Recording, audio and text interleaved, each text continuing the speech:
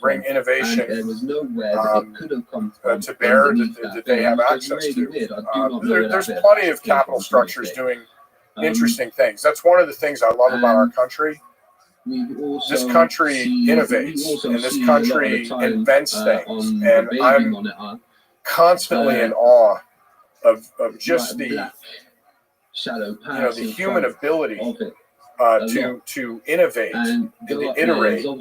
I get to hang around some universities, including your old shop, MIT, and it's like still there. Yeah, Still there, still teaching there. still teaching. But that place is like Hogwarts. I mean, it's just it's inspiring, right?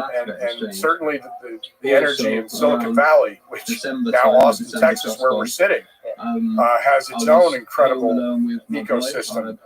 So that's one of the things I love about America is the ability, and that really is, I think, in the American DNA to create things and invent things. And I think that's invigorating.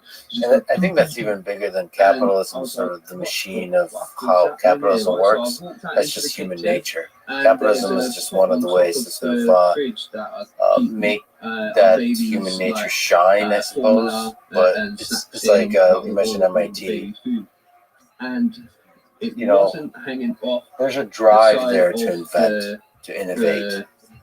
That's so purely human. That human spirit to sort of build something new. It's like that hopeful, optimistic spirit, especially in the engineering space. Like if you pay attention to the internet, like Twitter and all that kind of stuff, intellectuals and so on, there's a cynicism to when we talk about stuff, but there's an optimism to when we do stuff. The doing part, when you actually build things, especially, like you care a lot about manufacturing too. Like you actually build physical products. That's when we truly shine. Yeah, no question about it. And I'm passionate about our country making stuff again, right? Doing our own manufacturing. And making sure that we don't lose the ability not just to create things intellectually and do the world's greatest blueprints, but actually make things here. Actual factories. Yeah, that's exactly right. How do we do that? How do we bring more manufacturing to the United States? Well, there's a company that I have a big personal investment in called Rebuild, with some folks that all went through the MIT school years ago. There's a good friend of mine named Jeff Wilkie who used to be at Amazon, and we all felt the same way. That, America needed to make sure that it didn't lose its edge in that way. So it's a company that invests in American high-tech manufacturing, and I think the way we do that is provide capital, provide training. To me, this is also fertile ground for good, sustainable, high-paying jobs. And we have to make it economically feasible to do that again here in this country. And not to say to companies that again are being weighed and measured quarter by quarter, hey, this is 3 times as expensive to do it here, but you should do it here. We need to innovate, and we need to create processes and companies and opportunity that balance that equation. And I think as we saw during the pandemic, I don't think in this day and age you can be an isolationist. That doesn't make any sense to me. But being self-reliant and self-determinant and making sure that you are never in a position as a nation, we can't do basic things because we're relying on supply chain in other countries. And whether it's, we're not friends anymore, or a natural disaster or a virus or something pops up, I think those are costs of doing business that we have to put into the calculus of being able to make things. There's an extremely high cost to making supply chain resilient that we really have to consider. And so if you really consider that cost, it makes a lot of sense to invest, especially long term, in building up manufacturing in a way where like you're making most of this stuff in one place.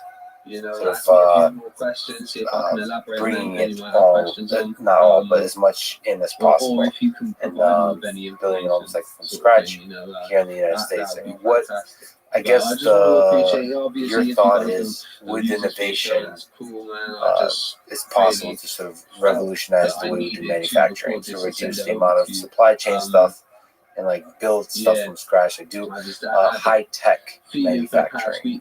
So like optimize all aspects of the manufacturing, all that kind of stuff. Yeah, and I think where technology is the most efficient is the human-machine interface. Yeah, man. Right? It's not let's automate everything and have nobody working. For a long time, that's neither feasible nor desirable. But where we can enhance jobs and make that interface immensely productive with the right training and so forth, I think that's a worthwhile endeavor and something that's going to be important to our country. You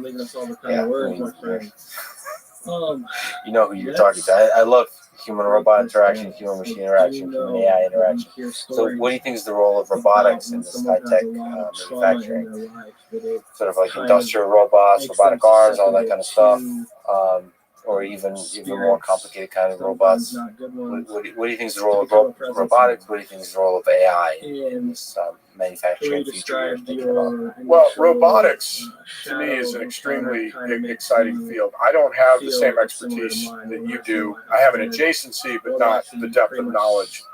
Have never really delved deeply into it or made investments in it. But I think what's exciting about it is everything from doing jobs that are very dangerous for humans, enhancing the human experience. When you look at really repetitive labor, things that, you're probably hitting the nail on the head. It might take away a job, but is it a good job for that person who's spending 30 years doing something highly repetitious? Is that a good experience in life? So I think, and then when you think about everything from military applications, rescue, we're already seeing a bunch of those things. And then just lastly, when you talk about that human interaction with robots, when you start to have the combination, so you have some level of intelligence and interaction. That's why we always love the droids in Star Wars, right? I mean, it's exciting. It captures the imagination. I'm just curious if it's like a benevolent being. And I think, look, many hours have been spent on debating artificial intelligence and the ramifications if things go sideways and so forth. Yeah, and I think those are all, those are appropriate conversations to be having. AI is happening. I think it's actually happening slower than most people realize. It's no different than where because there are tasks that humans do every minute of every day, standing up without losing your sense of balance. I mean, these are really hard things, but I think there's enough investment both in private industry as well as nation states now on artificial intelligence that it is coming. However, so both in the software space, in the digital space, and in the physical space. So we talk about manufacturing, so industrial robotics. It's very true that even in the factory, even the tasks that you think are pretty basic, the amount of small intuitive decisions that humans make is quite incredible. So we have to be kind of explicit about saying which tasks are actually really hard, and humans are just really good at them. And so and on the flip side, in the digital space, with the social networks, with recommender systems, with all kinds of like personal assistance in terms of voice or voice-based AI systems, all of that. There's opportunities there to find niches where AI can really have a transformative effect. I think one of the places that really haven't like Julie said, this is where like you're worried to say stupid things, but I believe this very much that when we have AI systems in the home currently, you have somebody like Alexa and Google Home and so on. They're kind of very basic servants. They tell you about the weather, they can play some music, they can turn the lights on and off, all the kind of like smart home stuff. I think there's a lot of value in systems that form relationships with us in the way that pets do, dogs, cats. I don't know, cats, just for people who have cats, cats don't care about you. They really don't. They don't form any kind of relationship. I don't know why you have a relationship with them. It's one way. Anyway, sorry to throw some shade. I'm just kidding, brother. That's a basic kind of connection you have with another living being. Then there's also just friends. You have different levels of friends, acquaintances. You have lifelong friends. All that friendship you have. I really believe that there is some aspect of the human experience that is deeply enriched by interacting with other beings. And for systems, computing systems, artificial intelligence systems in our world, to have the capability to engage in some of that, I think, is not just an opportunity to help people grow, become better people, but it's also just a good business opportunity too. And that hasn't really been explored enough. So that to me is really, that's a whole exciting space that I think will enable better industrial robotics. It will empower a better Facebook or a better social network, a competitor to Facebook that overthrows Facebook. So it'll create better technologies that currently don't have that human robot interaction touch. So I don't know. That's super exciting to me. But that has to deal with the mess of human nature. The reason that most robotics people and AI people stay away from humans, they stay away from the human-robot interaction problem, is because humans are complicated. They're messy. They're hard to control. They're hard to predict stuff about. They're hard to make sense of or like test repeatedly because one human can be drastically different from another human. So to deal with that as a robotics problem is super hard. So one of the questions is which problems can you remove the human from consideration when you're trying to solve the problem? So like Elon Musk is an example of somebody who believes autonomous driving, we can remove the human from consideration. We can solve autonomous driving as a robotics problem. It's stay in the lane. When there's a red light, you stop at a red light. You know, if there is humans in the picture like pedestrians, that's a ballistics problem. It's just treat them as a moving object that has with like 90% probability keeps moving in the way they were in the past few seconds. With some smaller probability they might stop or turn. Like just do some basic models about them and you'll be able to do just fine. So I tend to believe that even driving has to consider the full messiness of humans. The dance, the game theoretic dance of chicken that we all do when we jaywalk. Look at the car. That driver doesn't have the guts to murder me, so I'm going to walk in front of it and not look at the car. We do that kind of dance, and AI systems need to be able to play, do that kind of dance. Acorns is a financial in Telco, there's the labs. So there's a data science component, AI component. So how do they go into a company and help revolutionize that industry? Well, there's different examples. So one of our companies, Figs, makes healthcare workwear, started by these two brilliant women, and early days helping to build the platform and recruit and make sure that everything we did at the company embraced technology, and at the same time they were obsessive about their customer, which is doctors, nurses, healthcare workers who are putting it on the line every day, and obsessive about their product. And when you have those two things come together, you get the result that we did at Figs. We have a company called Acrisure, which its AI lab and base is down here in Austin, Texas. It was an insurance, one of the largest insurance brokers in the world, and we did a deal with them and sold some of our insurance holdings. It was completely AI driven. And in that case, you basically put the team inside the company, right? Because it's a massive company with and we've gone into all kinds of things. So it just depends on the different situations. But the biggest thing was just to make sure whatever the company needed, they had access to the talent. Sometimes we build it, sometimes we help recruit for it. You know how in technology, it's whatever works, right? There's no one way to do things. Well, agriculture is really it's really interesting as an example. So insurance is a fascinating space. It seems like very ripe still for disruption across the board. So how do you? It seems like a lot of the disruption has to do with almost the first dumb step of we've been using mostly paper. Like it's not digitized. You have to basically create a infrastructure and a framework where like everybody's using the same digital system, like databases, and just organize the data.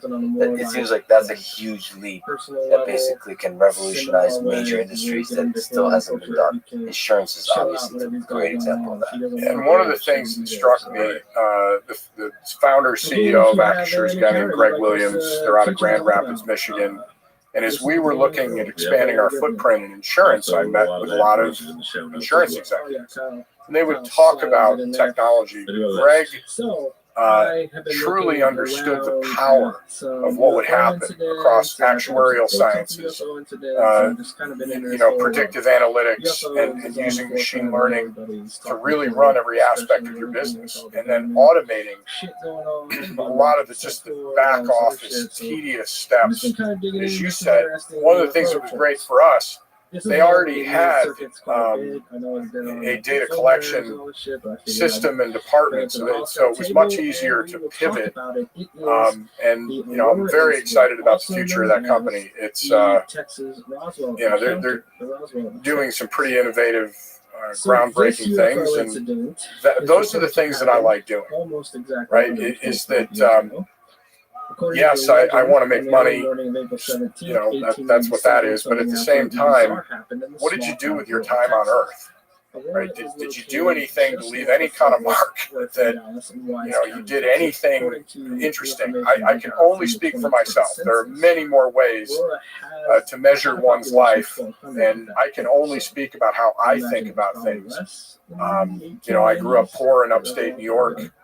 With a single mom, and watched her work a couple jobs, and had to, from a young age, shovel snow and mow lawns and do all kinds of things to help her make sure the lights weren't turned off in our little place. And so that's just something that I've always been driven towards.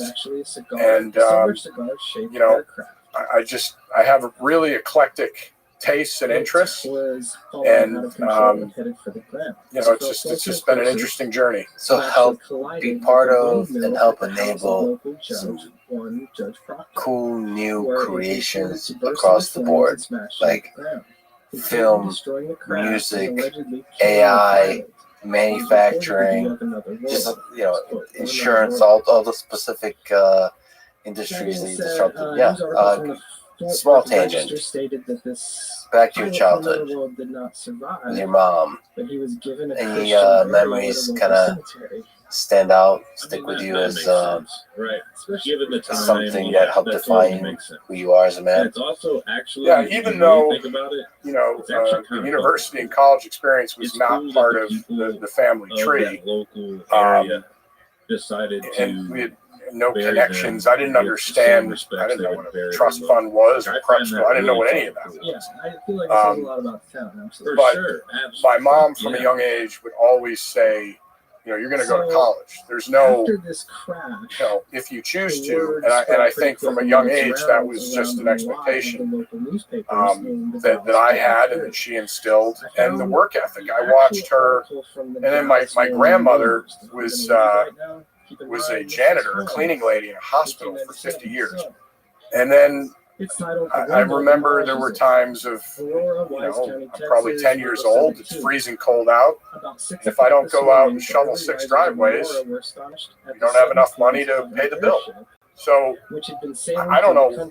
I'm not a psychologist, so I don't know how that manifests itself in my life today. But I think the grit to say, I'm not in the mood to do this, I don't want to do this, but that's the work that needs to be done.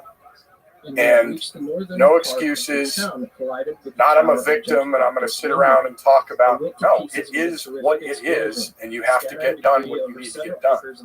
And again, I think it's, you can never fully put yourself in someone else's shoes or experience. So I don't know what that is or feels like, but for me, those were two, I think, formative things that were important. So that's pretty, the reality of life like that is pretty humble. You've been so exceptionally successful that it's easy to get soft. Now, how do you get humbled these days? By getting up. I think for me personally, trying to push the envelope and being weighed and measured, right? That's why I always love sports too. There's a scoreboard. And, I'm a huge believer in opportunity, meritocracy, all those things that I think are ideals that we want to aspire to. And I think that there's a lot of things I'm involved with right now that I just want to see if I can do it. I want to see if my own little mantra is cause the outcome, right? As much as you can, and at the same time have the humility and not to have the hubris or arrogance to say I'm always going to cause the outcome. You'll get your ass kicked pretty quickly and humbled. The world and the universe is a big place with forces, beyond. But I think. I also think a lot about being intellectually honest, which when I do university talks and so forth, I think that's a superpower. Because if you find yourself making decisions based on other people's expectations, based on places you don't want to go, but you're either, you feel like momentum is taking you there. I think that's a big problem, and there are people that go to our top universities and can't wait to get out and start their own company, and they want that pressure, and they want to grind. And there are other people that are smart and talented that just say, look, I don't want to lay awake staring at the ceiling wondering how I'm going to make payroll.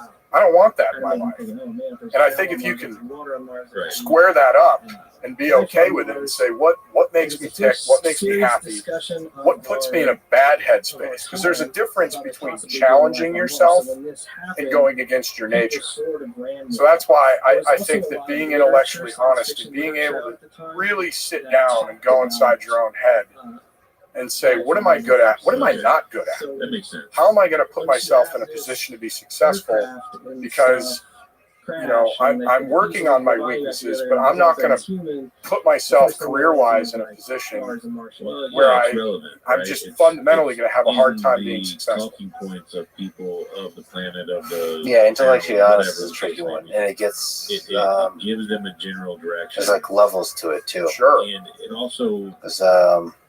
Some of the things I think about when you dream of doing certain kinds of smarter big for someone things. To go, no, this is from Mars. A part of intellectual honesty is to say going, where's this being several come things. from? One is like, we don't know. hey, the thing you're dreaming about, reports from like NASA said that the airship, one, the fact that nobody's done it probably shows that you're, to 12 miles you're just a dreamer.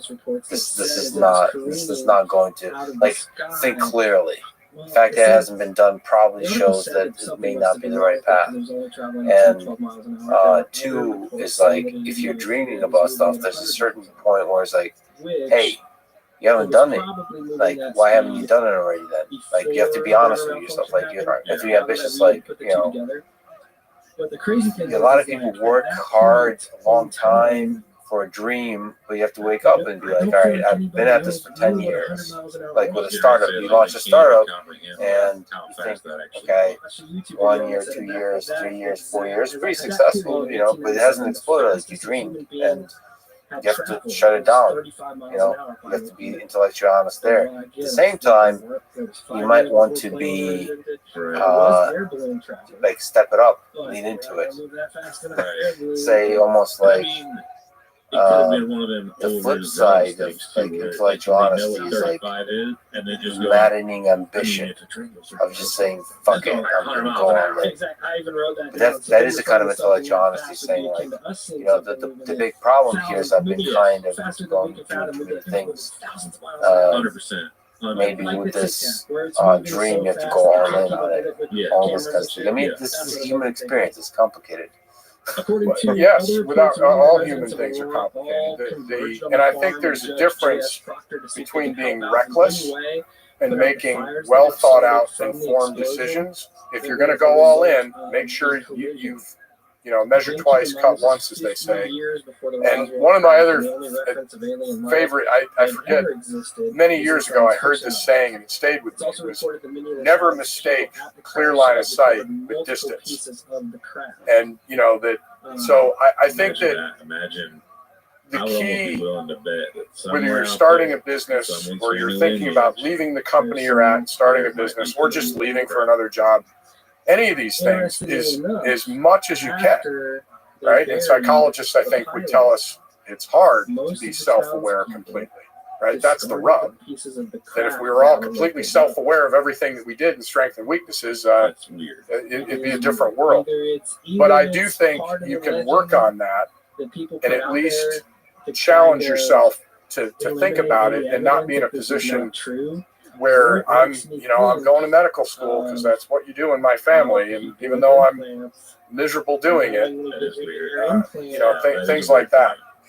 So definitely you don't want to be sort of because you don't think fall victim to conformity. It's just go on doing the same thing over and over. That's right. But at the same time, it could have been like is measure twice and cut once. Hiding of sorts of like. Like people start investigating. It does feel like some of the government officials the start biggest leaps taken are where you whether they did it or not. But cut once everybody and was like, measure later. We're gonna fucking say. We're gonna is say you leap in first. Well. Sure. It's almost like a gut. I suppose that is a measurement, but you build up a good gut instinct of like what to do, and then you just do it, and then you figure out as building the airplane as you're flying it, right?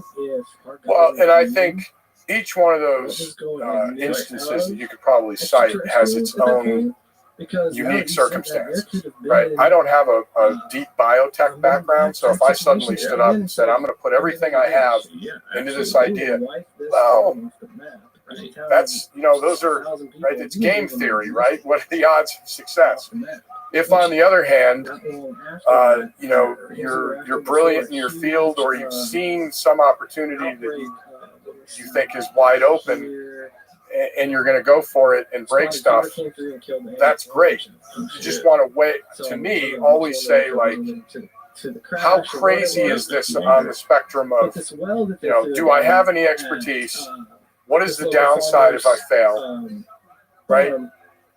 If you're at a certain point in life with young children and you got a mortgage or whatever else, that is one circumstance versus I just got out of Stanford or I just got out of whatever and I'm going to go for it.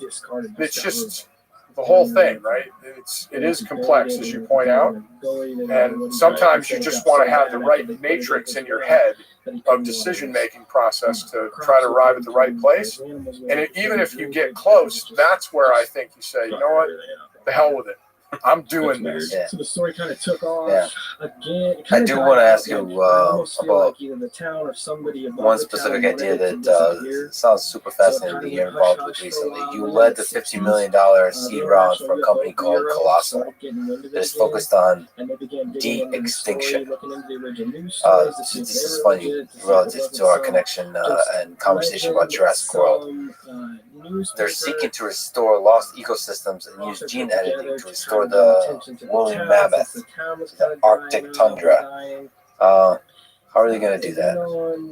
Well, I met this fascinating guy at Harvard named George Church 5-6 years ago, and found him to be incredibly smart, have an imagination, and he partnered up with a guy named Ben Lamb, who's an entrepreneur. It would be, and basically the press, and to me the imaginative, like you're capturing my imagination by telling me you're going to bring back the woolly mammoth and other extinct animals, and we'll see where that road leads. I was more interested in an investor in the things that they're working through around understanding genes and proteins and CRISPR and all these other things, because being adjacent to George Church and his team, as these things unfold over the next decade, I thought was the right thing to do. People are important here, just like investing in people and seeing what the hell they come up with.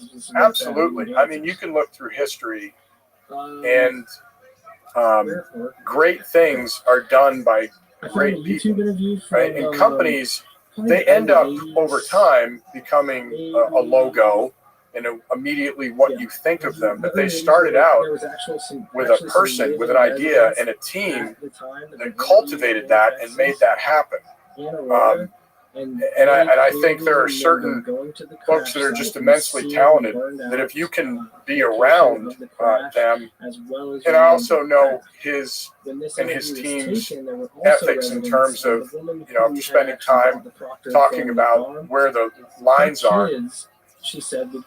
People in other countries that may not have the same process, may not have the same checks and balances, are doing this and pursuing this regardless. So at least I felt like with George and Ben and their teams, they're also very responsible people. This is where the human side of things comes into play.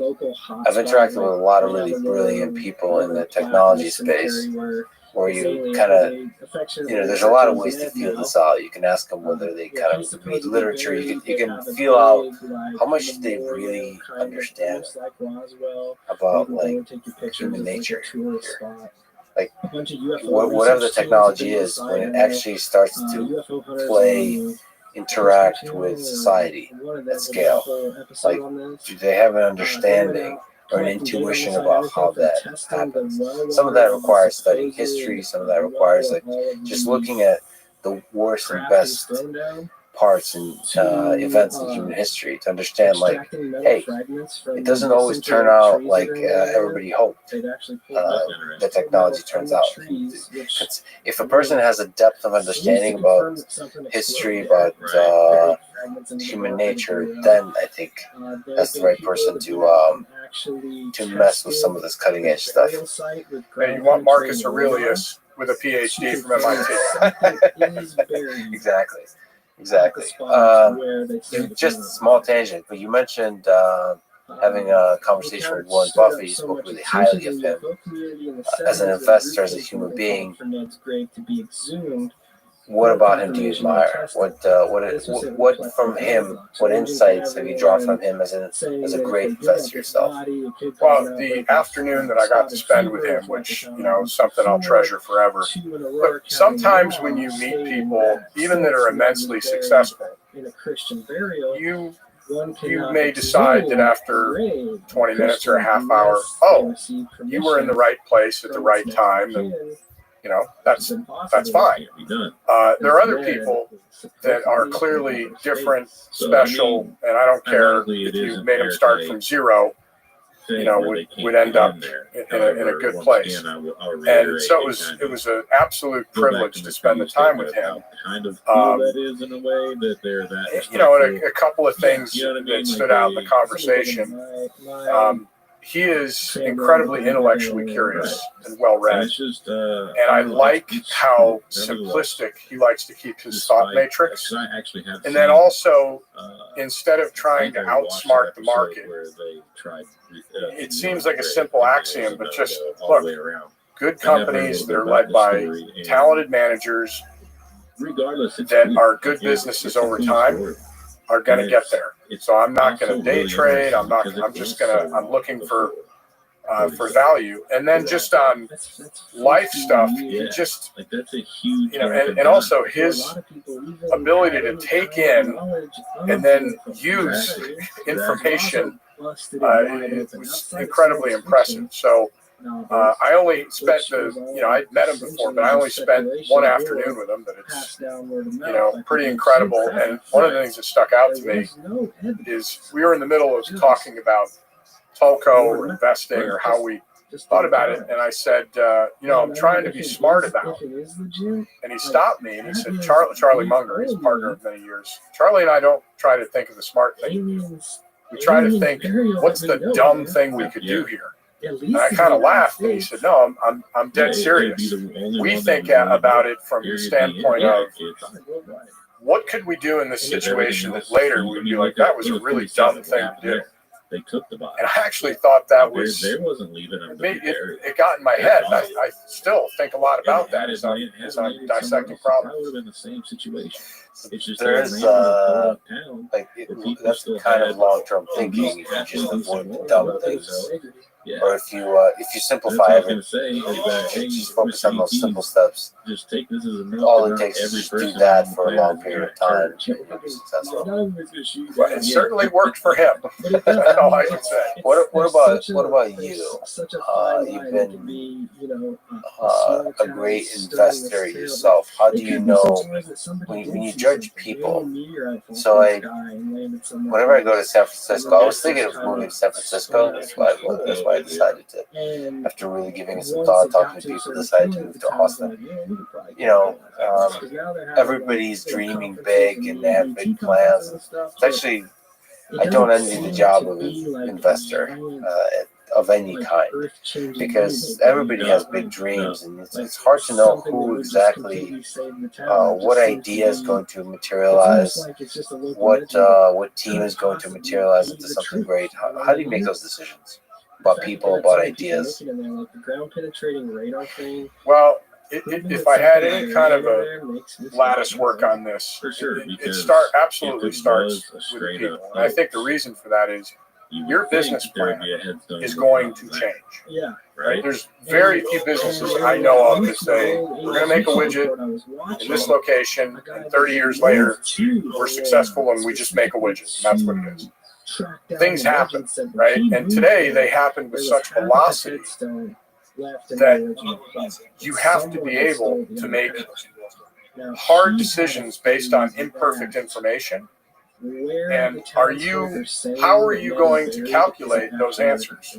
How self-interested are you going to be? What kind of ethics will you apply? What's your short-term versus long-term thinking? Are you able to give an honest assessment of the situation? Because the thing that you can count on is problems are going to happen. Things you didn't anticipate are going to happen.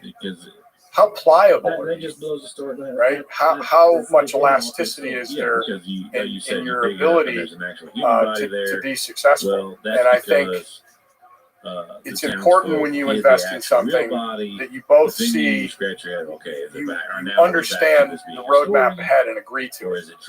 Right? It doesn't mean there won't be twists and turns, but you're not like, well, wait a minute, what did we do here? This isn't what was in the thing I signed up for. And then I think honesty and communication is a huge thing to me. I always tell people, if bi-directionally, if there's something going on, start the conversation with, Lex, we have a problem. Okay, now I'm sitting up, you have my full attention, we're going to talk about whatever it is. Bad news should travel faster than good news. And because it's going to happen, being in business with someone that is going to shoot you straight and sometimes say, I don't know. I don't know what the answer is. I got to go figure it out. that I can process a lot better than, look, I don't want you mad at me or disappointed, or I can't handle not having success, so we're just going to kick the can. And I think, especially in today's business environment, that's very, very dangerous. So that's a bad sign, not just because it's good to communicate and be honest, but if they're not willing to do that, then it goes back to intellectual honesty. They're probably not also able to be brutally honest with themselves when they look in the mirror about the direction of the company. But look, I wasn't there, so I don't know, but I think if you unpack many situations that turned out negatively, most of the people, whether you're faking lab results, right? You have a biotech company, everybody's staring at Theranos these days. Do I think in a lot of cases you're either the villain, like you started out saying I'm going to screw my shareholders over and I'm going to be a liar? That isn't my experience. Most things are little incremental moves that you say, we're going to get this right next week, but today we got to make the presentation, so we're going to just tweak things a little bit. That's a slippery slope, right? And so that's why I think from a standpoint of people, you want to go into the foxhole with folks that, understand things are going to happen, and I'm going to let you know about them, and we're going to try to solve them together. And then just in terms of the idea, I always ask, like, okay, if this company executed the way, that's the other thing that always cracks me up about financials. Whenever somebody pitches you, inevitably they'll say, our projections are really, really conservative. I'm still waiting for somebody to come in and say, look, my projections are wildly optimistic. We'll never hit these numbers, but anyway, it's, if this company did what it says and executes, and does it matter, right? Does it move the needle enough? And what are the things that uniquely position this company to be successful? And you just have to be able to answer, I think, a number of those questions pretty crisply. But at the end of the day, it's still a big risk. So you just try to minimize the risk. Let me jump to another topic. You're an incredible human being that you're involved with this. Your band, Ghost Hounds, is touring with the Rolling Stones. So before we talk about your band, let me ask about that. What's that like, playing with the Rolling Stones? Surreal, just because they're my favorite band of all time. To me, the greatest rock and roll band, it's not even close, of all time. And to share the same stage, to be on tour, and to go out and get that energy from the crowd. Research shows many adults struggle to support kids' mental health. And every night you come off stage, and later when they go on, and you hear that iconic, ladies and gentlemen, the Rolling Stones. And it's incredible. And what's amazing to me about the band, next year will be their 60th anniversary. 60 years. And it's hard to be around anything for that long. But making music and packing stadiums. And what's amazing to me, they can play a 2-hour set, and it's not just that, that's a hit or you recognize it. It's like every song is an anthem, right? So it's been amazing. We got to play with them in 2019, and when they asked us to do this again, it's just an absolute privilege. I asked you this offline, so I know you are a kind of rock star, but just me, maybe I'm projecting, but do you get nervous? Such a large audience, the Rolling Stones. It feels like there would be a lot of pressure. Yeah, I mean, you definitely don't want to screw it up. I think our band, is tight knit and all that stuff. And I think that the individual nervousness dissipates when you go out as a group and you're making music together. Memorial Day deals are here at Lowe's. Get up to 40% off select major major appliances, including Samsung. Plus, save an extra $50 on every $500 you spend individual on select events like major ice appliances, skating or $396 or more. anything Like the where it's Samsung just you Bespoke out there Fresh Door alone, refrigerator, and that's beverage different center than being and dual ice with, maker. with a team. Shop at Nerve-wracking. Lowe's today. We have. You I'm save. sure if it was Valid made with 5/15 through acoustic guitars 6/18. and so Selection on, varies by location. it Total would feel savings different. varies But based on absolutely, purchase. you See get Lowe's.com for details. the right kind of butterflies, I would call it. Verizon thought And of a just lot the of different ways energy we could show our of appreciation. playing music and Rolling having out the it red be this carpet. relationship. And look, I get it. I've been Or throwing a to a bumping ton of shindig. concerts where I'm like, look, can At we just Verizon, get to we're the doing band, all that in please? the form of special But military what's been offers. great That's is why just this an month we'll amazing include reception. military and veteran families a $200 And we have Verizon this gift card. guy And named a Trey phone Nation, with a who's the select lead trade-in singer. and a Is new just line on select unlimited plans. incredibly Think of it as talented. our I way of mean, flying a he's squadron of just chicks overhead while launching not only an fireworks. amazing voice, And but that's just what we call has a that celebration. charismatic Because thing. we're proud to serve That you. was great. Visit your local What's it Verizon feel store like to learn more. to play in front of a huge audience? What's the, as a guitarist, like what's the feel? Are you lost in the music? Like you almost don't feel the audience?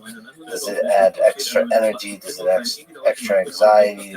What's it like? What does it feel like? You know, stadiums are interesting just because it's so big and cavernous, and because you want to protect your ears. So we use an in-ear system, so that you are a little disconnected from the crowd. Because if you're playing that loud and you're standing in front of your amps without ear protection, that's bad. How are you monitoring the sound? Are the in-ear stuff, is that producing sound, or is it strictly earplugs? No, it's producing the sound. So it's like putting ear pods in and listening to a song and you're playing to it, right? It's just us playing, but it protects your ears. But the energy from the crowd when they get going and get into it, which knock on wood so far has been amazing. There's nothing like it. I mean, it's just this bi-directional thing that happens, and music and sports were kind of my first loves, and it's very difficult to describe, I think, accurately, because it's like no other feeling. Musically, how is it different than playing in the garage with the band by yourself practicing? Like, is it? Do you feel like you're creating something different when you got the guitar and the amp and just the sound dissipating out and everybody's listening?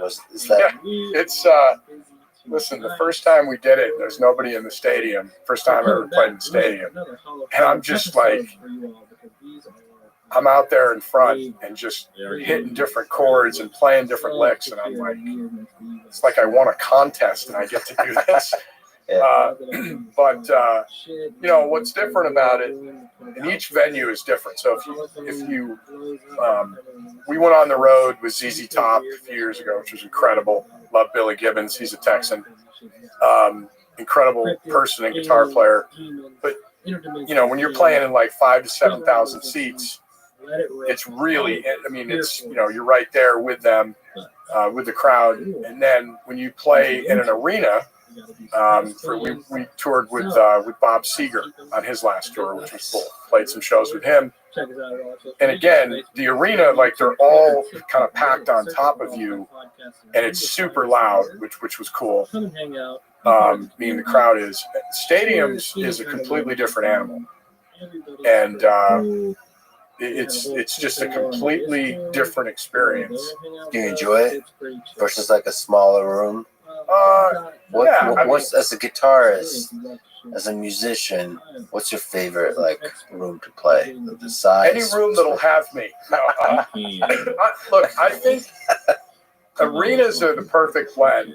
Yeah. If I had to say, because it's loud and 20, 30,000 people, but like right up on you. The stadium, look, playing the stadiums with the Rolling Stones is going to go on the head marker somewhere. Is one of the more, I say this and I really mean it. My life is like a punk episode.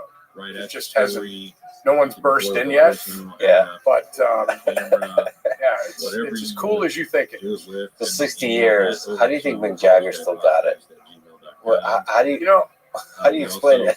I got to tell you, I mean, the funny thing is, wherever there is excellence, people want to know, how'd you do it, right?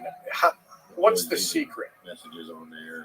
Not only is Mick Jagger, and I think the songs that Keith Richards and Mick Jagger wrote together, if you go back and listen to the lyrics, it's just incredibly poignant, and I'm just a huge Stones fan. So, but he works out like a maniac, right? And it's that 10,000 hours thing, and it's that, hey, maybe I don't feel my best today, but I'm going to get up and do my routine and work out so that, you know, at his age, which, you know, I mean, you can look at people at different ages chronologically that are, you know, maybe we're both at this age, but I'm a lot older than you are, and vice versa.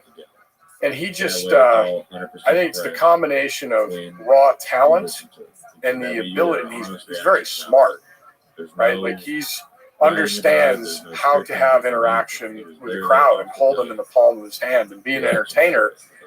But then on top of that, the reason he can at this age run around stadiums and be just as energetic is he puts the work in. And that's one step that I think a lot of people miss sometimes, where they want that magic trick. They want to know what's the shortcut. Most of the time, the answer is there's no shortcut. Yeah. You have to work hard on the way there and work hard to stay on top. I just want to reiterate that. That's it. And sometimes it's not even like work hard. It's just like be a professional, which that involves, like in his case, at his age, with the amount of stuff you have to do on stage and the way he does it, for 2 hours. You have this is a professional athlete. A professional athlete that has to do things that are probably designed for 20-year-olds and 30-year-olds. Has to do at an older age, which means like, what do you have to do? Well, he probably has like a whole physical routine he has to do. Diet, the whole thing, and it's hard. Look, if you want to do great things, you probably have to do hard things to get there. I'm not gonna make you pick. Just stick on the Stones for one more minute. But what are some great Rolling Stones songs that were impactful to you? Lyrically, musically, maybe something you like playing, like air guitar, or I don't know. Probably my favorites. I love "Sympathy for the Devil." It's a very, I don't know, sort of Faustian. I love the lyrics. I love how almost a voodoo beat just kind of builds throughout the song. That's always been one of my favorites. So in that song, he never mentions devil, does he? No, wait, sorry. You know my name. Yeah, there's like a flirtation going on in the lyrics. It's kind of interesting. Yeah, it's here's all the trouble I've caused along the way with you humans, and I just think it's really, really great. And musically, it builds really nicely. Yeah, it's like both fun and dark. It's cool. Our Discord family over there. There's a playful nature to it. That's very Stones. Only they can pull it off, because it's like playful, but it's also like dark and dangerous. Yeah, and "Gimme Shelter" is just, you know, and to this day, when I listen to the studio version, and Mary Clayton just comes on and sings that epic, iconic part. And there's a documentary that was done about backup singers. Phenomenal. And it tells the story of that moment in that song with Mary Clayton. And it's just her voice and the way it unfolded. They got her out of bed at like 10 o'clock at night in LA, and she's like, the Rolling Stones, and went in and just killed it. And I can't sing at all. I'm by ordinance not allowed around a microphone, so I'm always in awe when someone can sing like that. But you know, those are some of my my favorite Rolling Stones songs. And "Painted Black's awesome. I mean, I could go on. Yeah, "Painted Black" is great. Again, a song that builds badass. I mean, it defines a whole generation. What made you pick up a guitar? What made you fall in love with guitar? It's just the coolest instrument, right? I mean, when you watched back then, that your goal. You know, and I was kind of an old soul. I was listening at a fairly young age to Muddy Waters, Robert Johnson, Lightning Hopkins, B.B. King, and just the soulfulness. Thrill's gone. Oh, my God. I mean, B.B. plays 5 notes and just kills it in the emotion that it evokes. So I just was just in awe of the instrument. And, you know, I also, there's always somebody around who's a musician that just picks the instrument up and can play, right? And they're just so talented at it, and they can just listen to a record and play it. That was never me. I never took formal lessons. I had to grind, you know, to just make it sound like I wanted it to sound. So both technically and ear, everything was hard work. Yeah, I mean, I could hear it. And what they call, you know, you play. So my right hand, the rhythm side of it is that's probably, if I have anything, my strength. But there's something pretty amazing that happens when you get together with other people and play a song. In that moment where it hits the pocket and you all kind of know it, and it's just such a cool feeling. And it was interesting growing up because I always had eclectic interests. So I loved math and physics and science. So I had those friends, and I was an athlete who played football and baseball and basketball. So I had my jock friends. And then I had my music friends. And so it was just kind of that. And so when I was still living in Los Angeles and had Legendary, I just missed playing. And so I put this band together and called it the Ghost Hounds because, again, huge Robert Johnson fan. And that legend of Robert Johnson selling his soul at the crossroads in exchange for his musical talent. You guys have that in one of the videos. Yeah, Such a cool video. Exactly. So I just thought, like, that's such cool lore. I just love the blues. So Robert Johnson would talk about hellhounds on his trail, and so I always just thought, what about ghost hounds? So I wish it were a more clever, deeper story, but that's about it for the name. That's pretty deep. Robert Johnson's incredible. But you also talk about that you connect to the storytelling of blues. So what makes a good story in a song? Like what aspect of storytelling connects with you in songs? I'm a big lyrics guy too. I love like deep lyric people like Tom Waits and like people that are like, you know, Leonard Cohen, like that are even Bob Dylan, that are like obviously poetry. And then there's some people like the Rolling Stones there. It's like seemingly simpler, but it's still so much more to it. It's like less is often more. It still tells a strong story. And there's certain people, Mick Jagger and Keith Richards are in this boat. Billy Gibbons is in this boat. They just say things in a certain way that are just cool, right? It's just, and so, you know, I write our music and lyrics. I have to tell a story. I have to know the characters in the song. I'm not good at just writing some rhymes and having it match up to the right key and the right music. I have to understand, like, that's just me. So I think that, look, if you have 3 or 4 minutes to tell a story, you have to be more efficient with your use of language, and you have to understand what you're building to, if anything, and evoke emotion, and hopefully for those 3 minutes get the listener to understand not only the point of the song but where you're coming from, and to make you feel a certain way. There's a song that, you know, the audience seem to like a lot on the new album called Good Old Days, and I wrote that because, especially during COVID and reflecting on what normalcy looks like and what happens when you're cut off, I just was kind of taken with this idea of that when you sit around and reminisce with friends, oftentimes it's not just like some big event happened. It's remember that summer we'd go up to the lake all the time, and it's who you were with. And at the time, it probably seemed pretty pedestrian, right? It just seemed like kind of a normal day.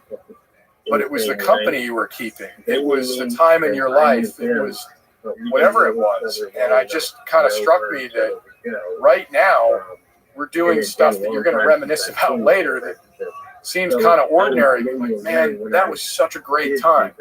So the idea is be in the moment and all that stuff. But these are the good old days, and enjoy it and soak it in, and kind of be present for it. Yeah, it's a great perspective to take on the present, because we are in the thing that we'll remember. We're living through the thing we'll remember. And sometimes the things we'll remember is the simple stuff, the little stuff. Yeah. Outside of Keith Richards, who is the greatest? Ridiculous question, but just indulge me. Who is the greatest blues guitarist of all time, rock guitarist of all time? Well, you got a little bit of a hybrid with Jimi Hendrix, right? Because he played the blues and he played rock and roll. So I think most guitarists would say Jimi Hendrix is pretty ridiculous. That probably for me. You can't. I mean, even to this day, I don't care, technology, pedals, whatever. He just somehow fused with the instrument. I can't be sitting here in Austin, Texas, without mentioning one of the great guitar players of all time, in Stevie Ray Vaughan. See, that's how I know you're like a rock star. You're sucking up to the audience. Well, no, listeners all over the place. But Stevie Ray Vaughan is another one of those. Just blows me away. And then with the older guys, B.B. King, Hubert Sumlin, Clapton. Yeah. Clapton. I saw him on his last tour. He just walked out on my, just like unbelievable how he still sounds. And both electric and acoustic. Yeah, just a vast range, absolute vast. And the greatest storyteller, Mr. Bob Seger. That's an interesting one. He almost doesn't get enough credit, I feel like, for how great he is. Obviously, he's super famous, but no, he's in his voice. I had the privilege of getting friendly with John Fogerty, John Fogerty and CCR fame. He's another one that's just the way he phrases things. And you just look at the catalog of stuff he wrote. Amazing talent. I read Bruce Springsteen's book. And I'm a fan, but after reading the book, it was really, you go back and listen to his lyrics and the way he pours himself out is pretty incredible. And then again, with the old blues guys, I just think the emotion they could get out of playing like this, staying on the one, right? Just playing the same rhythm. John Lee Hooker. You listen to Manish Boy by Muddy Waters, and it's just, there's something so, it just draws me in every time. The emotion they're able to get out of things. I'm also a huge Chuck Berry fan. I just think that sound is, I love it. Do you know how to play Johnny Be Good? I do. Yeah. That's good. Maybe, one of the great moments, at least of my childhood, was Back to the Future. Yeah. And watching Michael J. Fox plug in and then at the end play at the dance to save his parents with Johnny Be Good. Pretty awesome. Yeah, the guitar is so much more than a musical instrument. It feels like it's like in the 20th century, it's like the car. Like it defines so much of Hollywood, so much of a generation of what it means to be. I don't know what it means to be a man, what it means to be a human in America. It's fascinating. Emblematic to me of a certain type of music. Yeah. And that's I made a documentary years ago called It Might Get Loud with Jimmy Page. I highly recommend that everybody watch that documentary. It's incredible celebration of the guitar. Yes, that's Jimmy Page, Jack White from White Stripes. The Edge. And The Edge from U2. Okay, all right. Well, now you have to tell the story of that one, because how the heck did that all come together? Because it's so fascinating. Such different musicians all coming together, talking about their story, talking about how they approach the music, and also playing together a little bit in this casual kind of setting. Well, look, one day I came downstairs and the Rolling Stone magazine is sitting there. It was the 50th. It was the 50 top guitarists of all time, their list. And then I had some other financial report with video games, and the top video game at the time was Guitar Hero, right? And then there was a third thing, I can't recall it, but I said to myself, what is it about the guitar that is so central to the rock and roll, whatever you want to call it? Like, why is that the symbol? And I said to myself, I want to ask Jimmy Page why he picked up the guitar. This is Jimmy Page, right? And so I called a friend of mine, Davis Guggenheim, who had directed Inconvenient Truth. I think still is, but at the time was the biggest documentary ever. And I called Davis and I said, look, I have this idea. I want to make this movie about the guitar, about different eras and styles and whatever, but I've never made a documentary. I don't know how to do that. So I was just looking for advice. And thankfully, because he's one of the best documentarians ever, Davis is like, you know what? I can't get this out of my head. I'll direct it, which was amazing.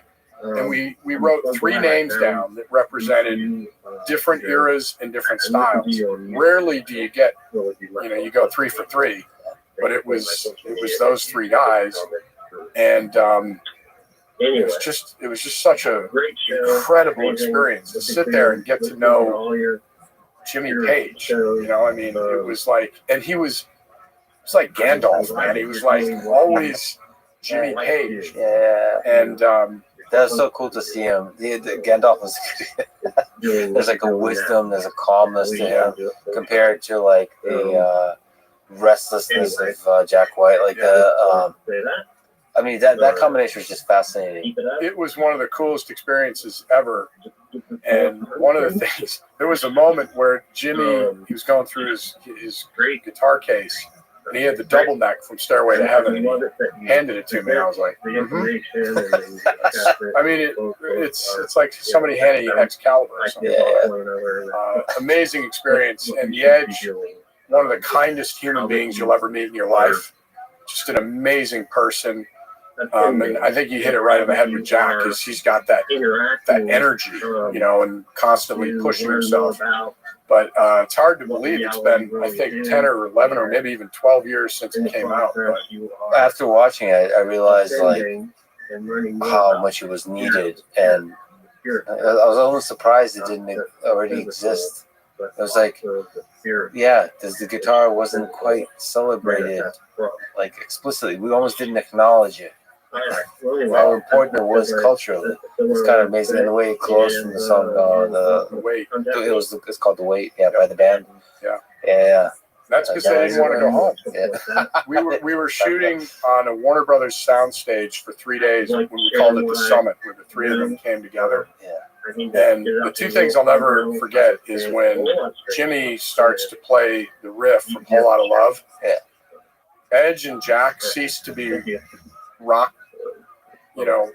gods or whatever, and had the same 15-year-old kid feeling that I did. You could see in their face. And then at the end, they're like, "Hey, can we play? We don't want to go. Can we just play something acoustically?" Yeah. So we printed out the lyrics. That's what they wanted to play, and they just sat there and sat on those couches and just such a good way. Yeah, incredible. What's your guitar rig setup like? You have a few guitars. First of all, let's just put on the line. So what's better, Les Paul or Strat? Well, I'm not going to get into what's better, because I'm sure that'll start a flood of whatever. For me, I'm going to say it's Strat. All right, well, I'm a Les Paul. my main instrument is a Les Paul. But okay. Let me just put it on the table. I'm speaking as somebody who literally, I don't think I've ever actually strummed or recorded a Les Paul. So I've been maybe uninitiated. I don't know exactly. So I don't speak from experience, but it's probably because of Hendrix is so deeply influenced by Hendrix that I just kind of followed his footsteps and clapped and so on. The amazing thing to me is if you look back at Leo Fender and what the Gibson Guitar Company and Les Paul did in the 50s, those are still the shapes and the perfect thing today, right? The Strat, the Telecaster, the Les Paul, and they got it right way back then. So I have my main guitar. You got to name your guitar. So my main guitar is named Hazel, and it's a '59 Les Paul. And there's something magical in that year, like a Stradivarius, and there's something different about it. So I play that, and then I play it through sort of my main rig is either a 59 Fender Twin or a 65 Marshall. And then when we're on the road now, because when you use older vintage stuff, you just got to be super careful with tubes and everything. It has to be reliable. So very nicely, the guys from Two Rock sent me some of their amps, and they're really, because I don't use any new stuff, but the Two Rock stuff is pretty great. So that's actually what I'm. It gets close, close to the sound that you like. Yeah, it's new and reliable. So that's what I'm using on the road. Do people use like emulation? Do they use software? Or is it still? They do. I personally don't. I go. I don't have many pedals. I use a Klon, an old, vintage Klon, straight into the amp and go. That's as old school as possible. Yeah. Is there other cool guitars you have that kind of stand out? I have a bunch of what they call Blackguard Telecasters from the 50s, which are pretty great. What are those? Blackguard Telecasters? Yeah, so they just, it's in the 50s, they actually legit have a Blackguard. Pickguard. Got it. But they're incredible. So, what's the color of the Telecaster itself? Most of them are yellow with black, and then they got into different configurations. But there's something. I have a 51 Telecaster that I play in Open G on songs with Open G that just again, there's something. And I'll take all the help I can get, making it sound great. So I'll try to find the magic ones. What's your writing process like for the music and the lyrics? Is there? Do you have to go to the mountains? Is there whiskey involved? What do you have to do, or do you just write a little bit whenever you have a moment of free time? I'm a boring guy because I don't drink. I figure I can screw things up plenty on my own without adding anything. Good call. But for me, it either starts with a riff, just something that I think is an interesting, riff or tone that I can kind of sink my teeth into a little bit. And then a lot of times I'll write a title and love a title and then start to cool. So the title is almost like an idea. Yeah, like this is where I want to be. And then start kind of writing it out. Again, I just have to know, am I writing from a character's point of view? Am I writing about someone or something? As like the narrator? And, what is this person? Are they happy? Are they sad? Where are they in life? I don't know if all that, like great writers, I'm sure would say, why don't you just write? You don't need all that. But that's, for me, that's my process. Well, I'm not so sure about that. I bet you quite a lot of writers have create a world in their mind before they even put the simplest of words down. So yeah, there's quite a lot to that. What's your favorite song to play? Is there some favorite ones you go to? Both play and kind of. I'm sure you love singing. No, you know. I'm not. I'm neither talented nor do I have the desire. And I think, if you come see the show, you won't see a microphone anywhere near me. But do you hear, like when you're thinking about lyrics, do you hear the idea of the words? 100%. And especially, what's great, with Trey is I write for his voice, and then we have these amazing backup singers that are just, and I can hear all of it. I just can't do it. And so I'd say of our stuff, there's a song called Half My Fault that I play in open G. It just, I love playing the song. I love that energy. And then there's, we have a new blues album coming out, and there's a song called Baby We're Through, and it just stays on the one. And for non-musicians, that means, like in a lot of rock and roll and blues, it's what's called a 1-4-5 progression from your kind of root note. And you would hear, if you're a non-musician, if you heard it, you'd be like, oh yeah, that's a lot of songs. And this song just stays on the same groove, like LaGrange or Shake Your Hips or any of those songs. And it's just got this unbelievable energy. It's fun to play, but I have to keep the same rhythmic thing going for the whole song. With that simplicity, I mean the personality of the song can really shine. I mean, Trez, that guy, really cool. It just comes through. I mean, I guess you need that from a lead singer. It's just, you got to have that. And my other guitar player, Johnny Bob, is he's a phenomenal. I mean, like a legitimate guitar slinger. You know, we probably split the leads 70-30, and he is just.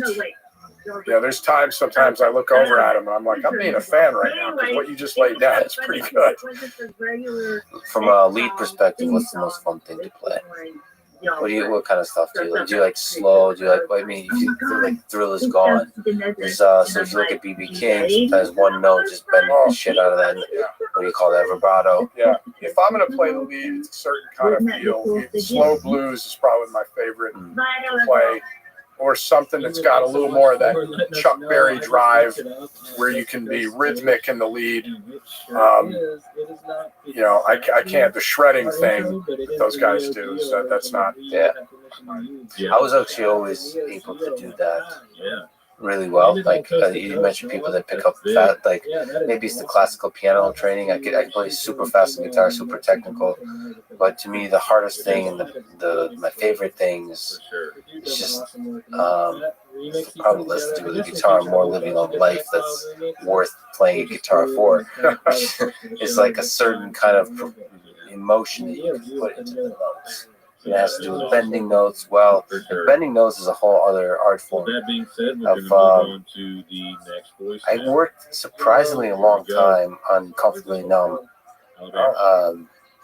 And so David Gilmour does a lot of bending, and they're simple. They sound simple, but the dynamics of them to express like a build up and the way it's held, and there's often a vibrato at the top for a bit.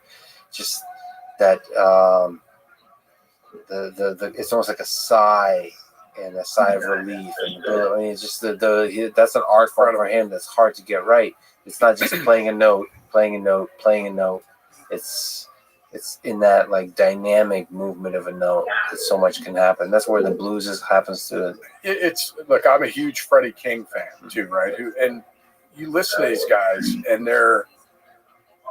you sit there and they're like, man, you're playing in a small range on the neck, but it's like I know the notes you're playing and I'm playing them too, but not like that, right? I mean, Gilmour is certainly one of those guys. It's incredible guitar player.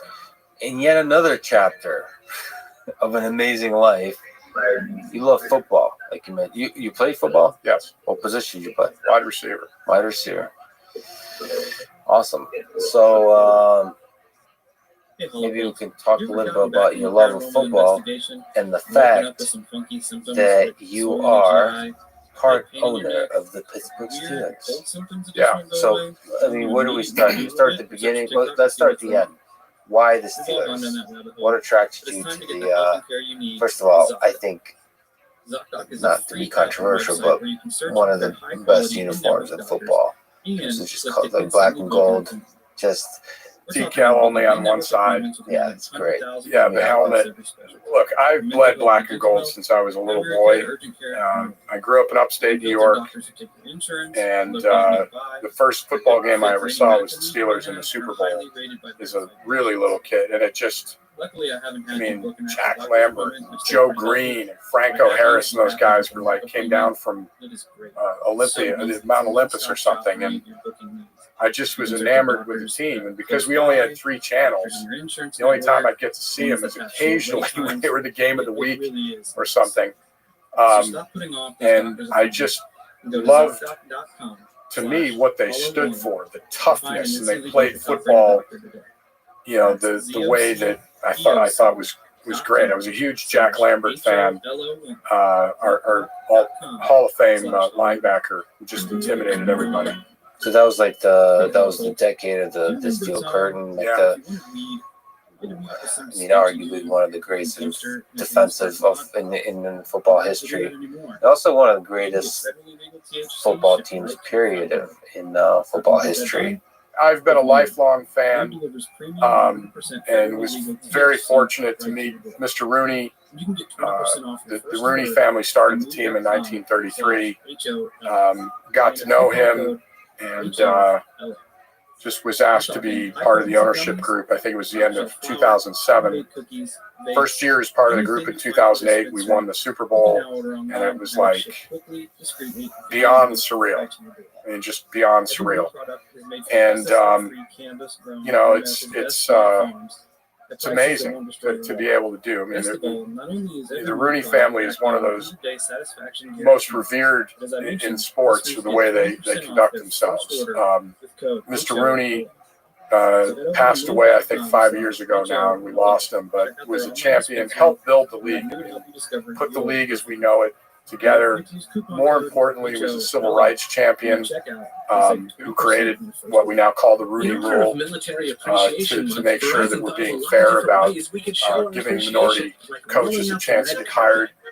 And just is one of the most kind and amazing human beings I ever met. It's incredible what sport does, like, to bring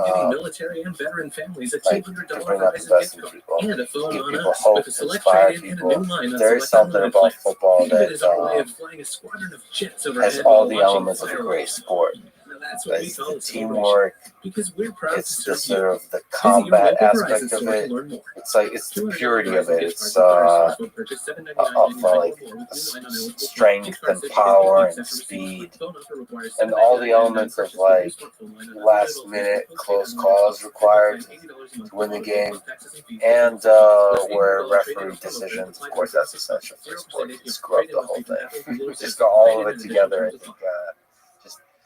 I don't know, it gives the drama and the triumphs are just beautiful. Like, some of my favorite memories, I don't know if it's an accident or this is common with people, is just with friends watching football and connecting over that.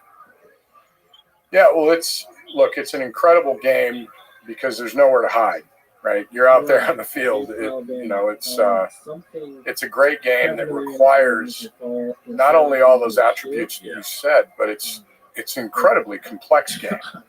So if you don't know what you're looking at and you don't understand how complex defenses are trying to disguise what they're doing, offenses are trying to overcome that, and you can set up one play the entire game, but a team that plays well together, right? Knows their plays inside and out, knows their assignments inside and out, can overcome and beat a more physically gifted team because of that, that aspect of working together. One of the things that I always loved about sports is just, you're out there, there's a set of rules, and there's a scoreboard. So at the end of that game, it says, and you can make excuses about the refs or this happened or that happened, but at the end of the day, did you go out and compete? And when you went out and were a competitor, how did it work out? Right? And the simplicity of that and the purity of that is something that I always have been drawn to. What about the business of sort of owning a team or putting together a team or trying to like build up a team that's going to be a great team? Like, what are some interesting aspects that people might not realize that you can carry over from all the other experience you have in business? I think the hardest thing about professional sports right now, it's individuals getting paid money to play a sport, which is different than, certainly different than amateur. And, the decisions that are hard is when you get to know somebody who's a player on the team, and either they're at the end of their career or you need to go in a different direction, and that person who's done everything that you've asked, whatever the coaches have asked of that person, and you get close to them, and then when they have to be traded and released or whatever happens, it's that's sad. And being able to stand back and in some ways be dispassionate and not be a fan, right? I'm on the Baseball Hall of Fame board, and one of the guys that's on the board of me is Jerry Reinsdorf, and I think it was Jerry who said, if you act like a fan, you'll be sitting with them, which I thought was kind of funny. Well, I got to put it back on that a little bit. Well, as a by way of a fan asking a dumb question. Okay, let me just give some examples. It's very common in sport. It's funny you said this example of like certain great players going to another team right at the end of their career. And it always makes me sad. It always makes me want to wish they kind of retired right there. From a perspective of just like, do you ever, as an owner, but just in that space, think about like the Steelers in the full arc of human history. So not like as a business. The good news is I don't have to think about it as a business. I'm a minority owner, so I can think about it almost as a fan. But I'm sorry. Go ahead. Yeah, well, that's what I mean. I suppose this is a dumb question to think of, like of a business in that way, not just investment, but like legacy of like what footprint would you leave on this world? On this history. That is one thing that I can say unequivocally, and I only have the experience that I have. But one of the things that I'm so proud of about the way the Steelers conduct themselves is, and that's the Rooney family, that's the legacy of the Rooney family, is asking constantly about what's right for the league, what's right for the players, what's the right thing to do here? And that's something that I would hear Mr. Rooney say all the time. So I think that legacy is important because ultimately the team belongs to that city, right? Belongs to those fans. And, the owners are the custodians of that. So I think, and when you realize what sports teams mean to the fans, the memories that it creates, the bonds that it creates, it's a responsibility. Congratulations. And I think that you do have to think beyond, certainly not just dollars and cents, but just sports is a very big deal in our society, and it has to be, I think, held to a standard that's not just, were we profitable this year, or what? There are other businesses for that. It is certainly a business. I don't mean to romanticize to the point that it's not, but to me, it's more than that, or at least my experience has been that it's more than that. It's a source of meaning for millions of people. Like, and you see that most, like during COVID, for example, when there's so much desperation, so many people losing their jobs, so many people having to deal with the uncertainty of what the future holds. That's right. There's something about those sports that just unites us. That, again, the tragedy and the triumphs of sport, of uniting, of gathering together with your friends, with family, shared experience of over like this, over just team, over rooting for your team, for your city. And the access, again, as I alluded to, we didn't have anything when I was growing up, but I would pour through the box scores. I was a huge Yankee fan and Steeler fan. and feeling some ownership of that, right? That I could read the box score and relive what they did and occasionally see them on TV and feel like I was part of that celebration when they won and everything. It's a very powerful thing. You've been exceptionally successful in a bunch of avenues and a bunch of efforts. What advice would you give to a young person today? A high school student, college undergraduate that's thinking about career, maybe advice not about just career, but about how to live a life they can be proud of. You know, we talked earlier about intellectual honesty, and to me, that's the first step of just saying, to the best of your ability, who am I, and what's important to me, and what do I want to do and accomplish?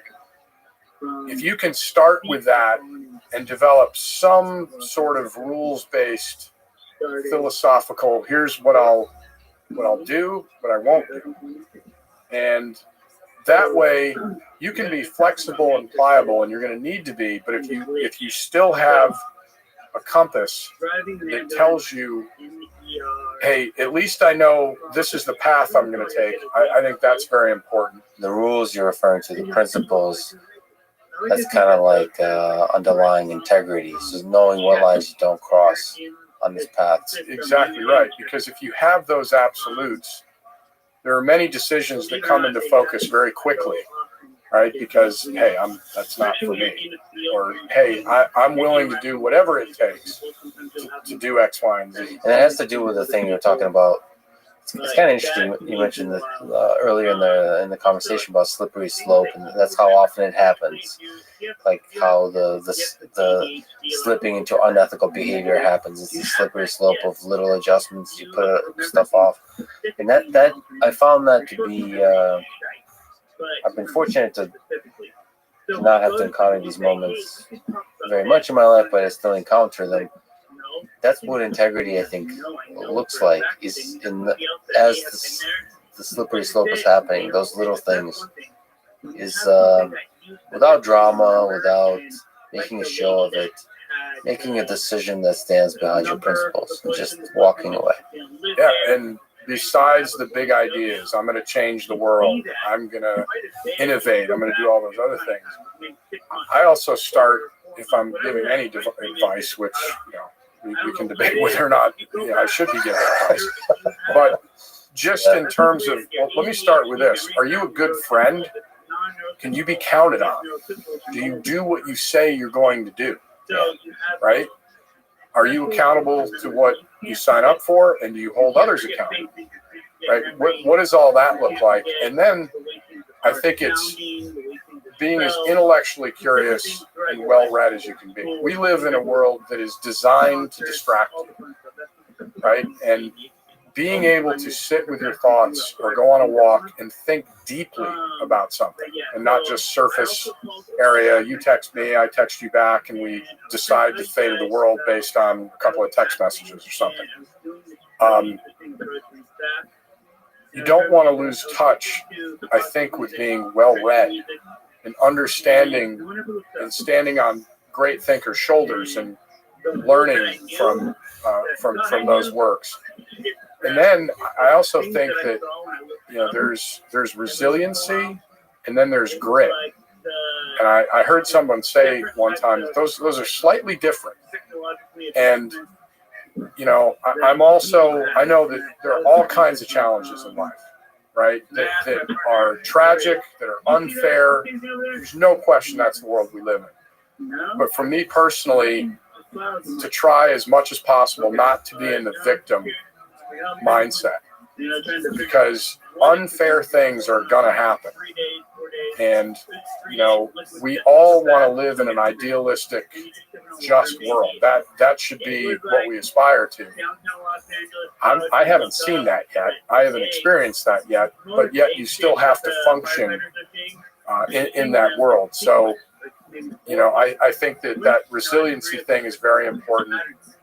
And then putting yourself out there, right? Because if you play scared and you're always afraid to fail, you know, this is probably a dumb way to get to the end of the podcast, but there are times, especially I'm out west I love the big sky out in, Montana, Idaho, places like that. Yeah. And when you look up at night, it's almost like I've never seen anything like this before, because there's no light pollution, so to speak. And sometimes when I look up, the most daunting problems that I'm experiencing, I'm like, those things have been there for 1 billion years or whatever, and I'll be gone, and it doesn't, the most famous person on Earth 200 years ago, so it's pretty fleeting. And so make sure you have a good journey, and especially coming out of COVID, I think telling people that you care about them, and maintaining and cultivating your friendships and relationships, and they're not just transactional, right? And making sure that someday when you're laying there, you can say, yeah, I was a good family member. I was a good friend. I was someone that could be counted on. I think all those things go into the mix of, however you want to take the journey. So when you look up to the stars, do you think about that quickly approaching end of yours? Do you think about your own mortality? Do you think about your death? Are you afraid of your death? I'm a huge fan of Stoicism. Right, I read a lot of Stoicism. I think Ryan Holiday's done a great job of bringing some of that back into the forefront. It's just really thought-provoking to me, and rings, a lot of it rings, just hits me and says, I think that's right. And that memento mori thing, which is, hey, we're all going to die, so you should contemplate it. There's a finality to this thing. And so I think if you can rightly frame that between fretting about it every day and being afraid, and being so laissez-faire that you think you're gonna live forever, it'll influence some of the decisions you make. It'll influence the way you attack things, and hopefully the way that you live your life. So yes, I wouldn't say I obsess over it, and I wouldn't say it's omnipresent, but because I read a lot of Stoicism, and just I think it's right to pause and say, who knows, right? There's going to be an expiration date, and if it happened tomorrow, have I done the things I wanted to do, and am I the person I wanted to be? And I think it's important along the way to check those things. Yeah, I try to make sure that I actually visualize this, that I'm okay dying at the end of the day, at the end of each day. Like, if this is the last thing I do in my life is talking to you, oh, good Lord, I'm happy. I know you're joking, but I'm happy I get to live the life I do, and I think memento mori, I think the Stoics have it right. So you have it right in saying, meditate on death enough to remember that this ride ends pretty quickly, to help you appreciate every day and the people you love, the people close to you, and the cool shit that you're doing in your life, the cool shit you're creating, and the fact that you, Mr. Thomas Tall, are playing with the motherfucking Rolling Stones tomorrow.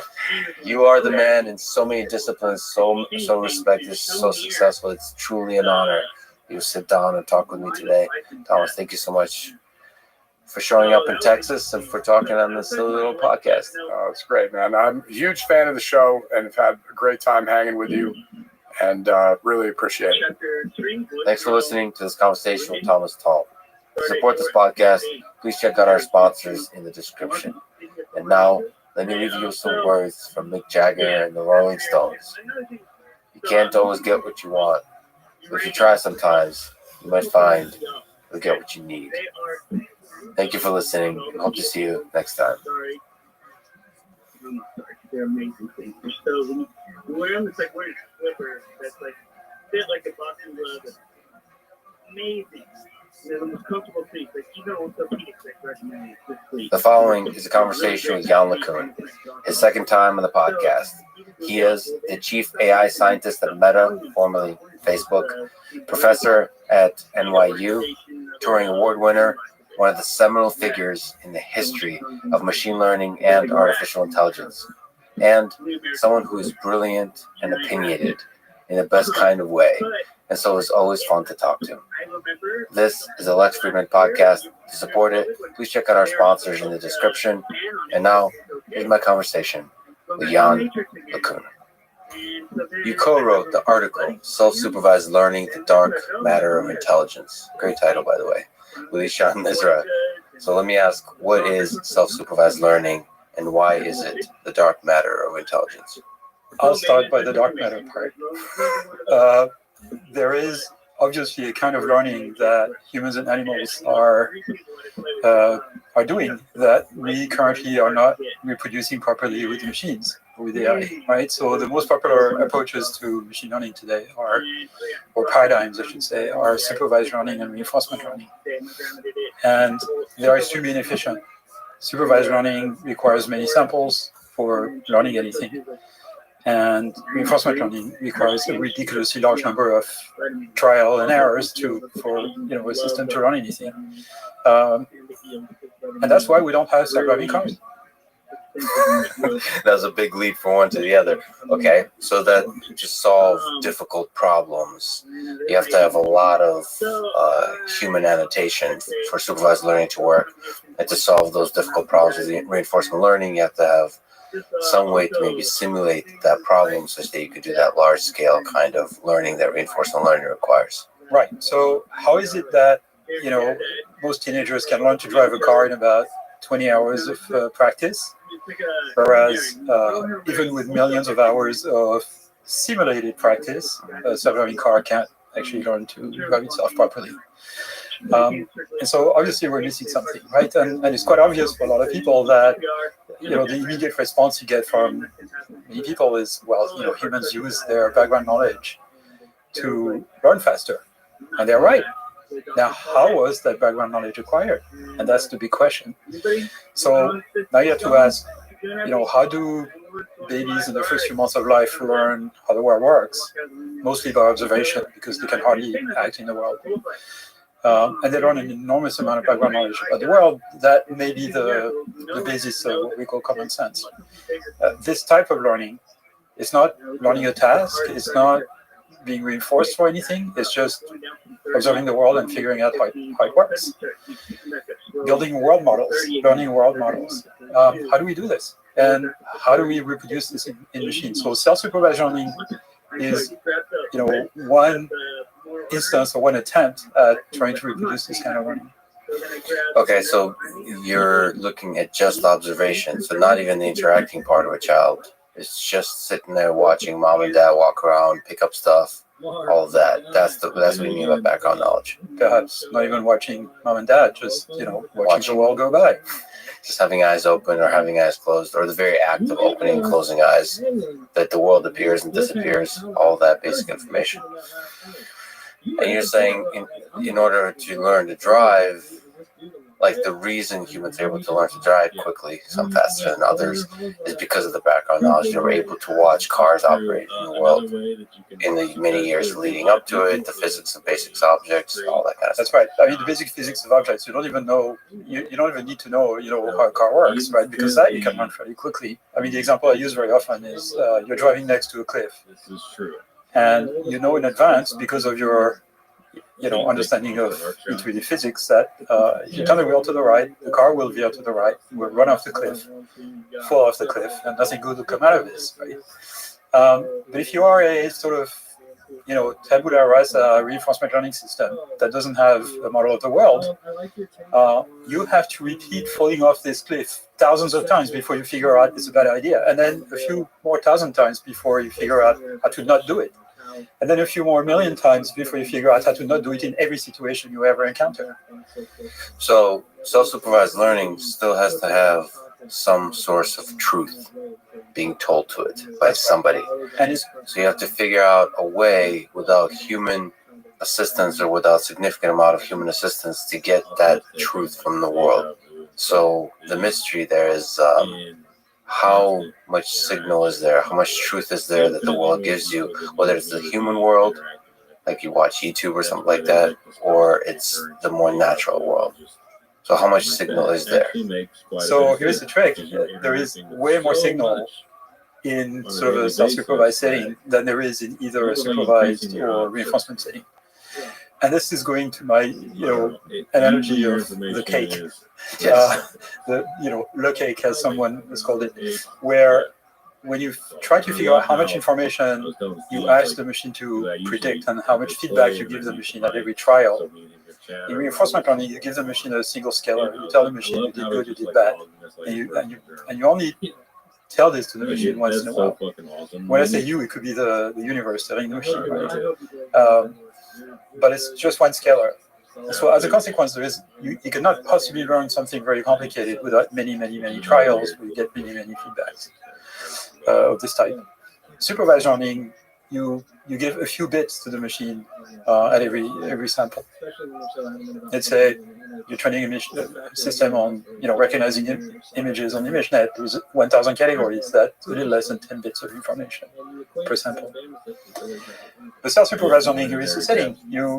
Ideally, you don't know how to do this yet, but ideally you would show a machine a segment of a video and then stop the video and ask the machine to predict what's going to happen next. 2 more years.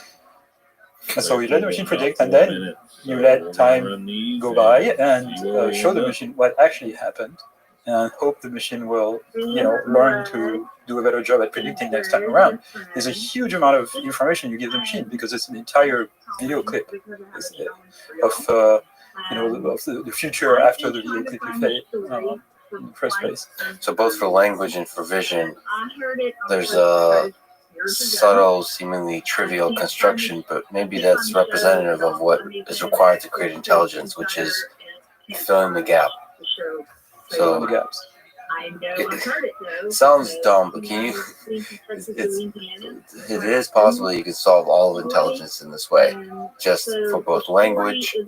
Just give a sentence and continue it, or give a sentence and there's a gap in it, some words blanked out, and you fill in what words go there. For vision, you give a sequence of images and predict what's going to happen next, or you fill in what happened in between. Do you think it's possible that formulation alone, as a signal for self-supervised learning, can solve intelligence for vision and language? I think that's our best shot at the moment. So whether this will take us all the way to human level intelligence or something, or just cat level intelligence, is not clear. But among all the possible approaches that people have proposed, I think it's our best shot. So I think this idea of an intelligent system filling in the blanks, either predicting the future, inferring the past, filling in missing information, I'm currently filling the blank of what is behind your head and what your head looks like, and from the back, because I have basic knowledge about how humans are made. And I don't know if you're gonna what word you're gonna say, at which point you're gonna speak, whether you're gonna move your head this way or that way, which way you're gonna look. But I know you're not gonna just dematerialize and reappear 3 meters down the hall. Because I know what's possible and what's impossible according to intuitive physics. So you have a model of what's possible and impossible, and then you'd be very surprised if it happens, and then you'll have to reconstruct your model. Right. So that's the model of the world. It's what tells you, what fills in the blanks. So given your partial information about the state of the world, given by your perception, your model of the world fills in the missing information, and that includes predicting the future, predicting the past, filling in things you don't immediately perceive. And that doesn't have to be purely generic vision or visual information or generic language. You can go to specifics like predicting what control decision you make when you're driving in a lane. You have a sequence of images from a vehicle, and then you have information, if you record it on video, where the car ended up going, so you can go back in time and predict where the car went based on the visual information. That's very specific, domain specific. Right, but the question is whether we can come up with sort of a generic method for training machines to do this kind of prediction or filling in the blanks. So right now, this type of approach has been unbelievably successful in the context of natural language processing. Every modern natural language processing is pre-trained in self-supervised manner to fill in the blanks. You show it a sequence of words, you remove 10% of them, and then you train some gigantic neural net to predict the words that are missing. And once you've pre-trained that network, you can use the internal representation learned by it as input to, something that you train, supervised, or whatever. That's been incredibly successful. Not so successful in images, although it's making progress. And it's based on sort of manual data augmentation. We can go into this later. But what has not been successful yet is training from video. So getting a machine to learn to represent the visual world, for example, by just watching video. Nobody has really succeeded in doing this. Okay, well, let's kind of give a high-level overview. What's the difference in kind and in difficulty between vision and language? So you said people haven't been able to really kind of crack the problem of vision open in terms of self-supervised learning, but that may not be necessarily because it's fundamentally more difficult. Maybe like when we're talking about achieving, like passing the Turing test in the full spirit of the Turing test in language might be harder than vision. That's not obvious. So in your view, which is harder, or perhaps are they just the same problem? When the farther we get to solving each, the more we realize it's all the same thing. It's all the same cake. I think what I'm looking for are methods that make them look essentially like the same cake, but currently they're not. And the main issue with learning word models or learning predictive models is that the prediction is never a single thing, because the world is not entirely predictable. Yeah. It may be deterministic or stochastic. We can get into the philosophical discussion about it, but even if it's deterministic, it's not entirely predictable. And so, if I play a short video clip and then I ask you to predict what's going to happen next, there's many plausible continuations for that video clip, and the number of continuation grows with the interval of time that you're asking the system to make a prediction for. And so, one big question with self-supervised learning is how you represent this uncertainty, how you represent multiple discrete outcomes, how you represent this sort of continuum of possible outcomes, etc. And if you are sort of a classical machine learning person, you say, oh, you just represent a distribution, right? And that we know how to do when we're predicting words, missing words in the text, because you can have a neural net give a score for every word in a dictionary. It's big, it's a big list of numbers, maybe 100,000 or so. And you can turn them into a probability distribution that tells you when I say a sentence, the cat is chasing the blank in the kitchen. There are only a few words that make sense there. It could be a mouse, or it could be a laser spot, or something like that, right? And if I say the blank is chasing the blank in the savannah, you also have a bunch of plausible options for those two words, right? Because you have kind of a underlying reality that you can refer to sort of fill in those blanks. So you cannot say for sure in the savannah if it's a lion or cheetah or whatever. You cannot know if it's a zebra or a gnu or whatever. Wildebeest.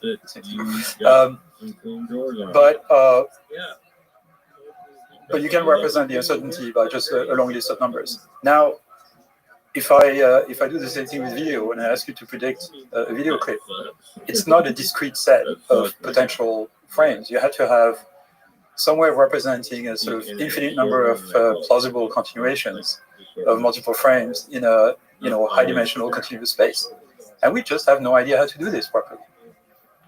Finite high-dimensional. So because it's finite high-dimensional, yes. Just like the words, they try to get it to down to a small finite set of like under 1 million, something like that. I mean, it's kind of ridiculous that we're doing a distribution over every single possible word for language, and it works. It feels like that's a really dumb way to do it. Like it seems to be like there should be some more compressed representation of the distribution of the words. You're right about that. And so, do you have any interesting ideas about how to represent all of reality in a compressed way, such that you can form a distribution over it? That's one of the big questions. How do you do that? Right. I mean, what's kind of another thing that really is stupid about, I shouldn't say stupid, but like simplistic about current approaches to self-supervised learning in NLP in text, is that not only do you represent a giant distribution over words, but for multiple words that are missing, those distributions are essentially independent of each other. And you don't pay too much of a price for this, so you can. So the system, in the sentence that I gave earlier, if it gives a certain probability for a lion and cheetah, and then a certain probability for gazelle, wildebeest, and zebra, those two probabilities are independent of each other.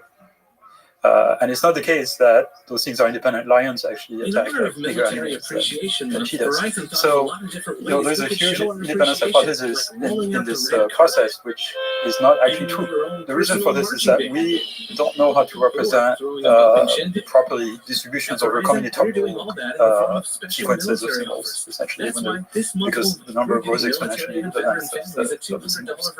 And so we have to use tricks for this, but those techniques can get around, like don't even deal with it. So the big question is, like, would there be some sort of abstract latent representation of text that would say that, when I switch lion for gazelle, lion for cheetah, I also have to switch zebra for gazelle? Yeah, so this independence assumption, let me throw some criticism at you that I often hear and see how you respond. So this kind of filling in the blanks is just statistics. You're not learning anything like the deep underlying concepts. You're just mimicking stuff from the past. You're not learning anything new such that you can use it to generalize about the world. Okay, let me just say the crude version, which is just statistics. It's not intelligence. What do you have to say to that? What do you usually say to that if you kind of hear this kind of thing? I don't get into the discussions because they're kind of pointless.